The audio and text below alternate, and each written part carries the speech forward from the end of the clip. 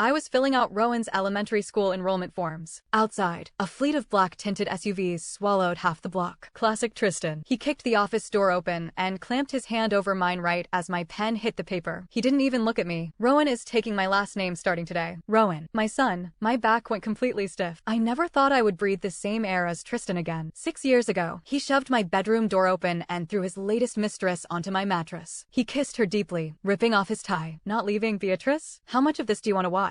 Destiny shot me a smug smirk from my own sheets. Your bed is so soft. Want to join us? Clinging to my dignity, I turned on my heel and walked out. I sat on the living room sofa until 3 a.m. He finally emerged, shirtless and arrogant. We're done, Tristan, I said. He raised a brow, thoroughly amused. He closed the distance between us, his tone practically dripping with entitlement. Are you throwing a tantrum? A wave of utter pointlessness washed over me. Tristan and I were supposed to be a strategic corporate merger, but then my parents died in a sudden car crash. We hadn't even signed the marriage papers yet. After that, Tristan paraded a revolving door of women through our penthouse. Word on the street was he had been paying for this new one for 3 months. A personal record for him. Say the word, Beatrice, and I'll kick her out. His gaze softened as he leaned down to kiss me. He still had Destiny's lipstick smeared at the corner of his mouth. I shot up and slammed my designer bag straight into his face. You are absolute trash, Tristan. He froze. He just stood there and watched me walk out the door, get into my car, and floor the gas pedal. I blocked his number on everything. I never told him I was pregnant. I didn't even run that far. Tristan practically owned the city. If he wanted to find me, he could have. He just never bothered to look. Until today, a woman in blood-red stilettos stepped out from behind Tristan. It was the same woman from 6 years ago, Fallon. She waved at the space behind me. Rowan, wanna come live in a huge mansion with mommy, Fallon? I immediately dropped to my knees and shielded my son against my chest. We broke up years ago, Tristan, I hissed. My son has nothing to do with you. I hated Tristan, but Rowan was my flesh and blood. I was allergic to anesthesia. 10 hours of unmedicated labor. I almost bled out on that delivery table for him. After my parents died, Rowan became the only family I had left in this world. Cold sweat pooled in my palms. Fallon flashed Rowan a saccharine smile. If you don't come here right now, mommy Fallon is going to leave. She pretended to turn around. The tiny body trembling in my arms suddenly shifted. Rowan ripped his hand out of my grasp and shoved me hard. Stop it. Why won't you let me live in the big house?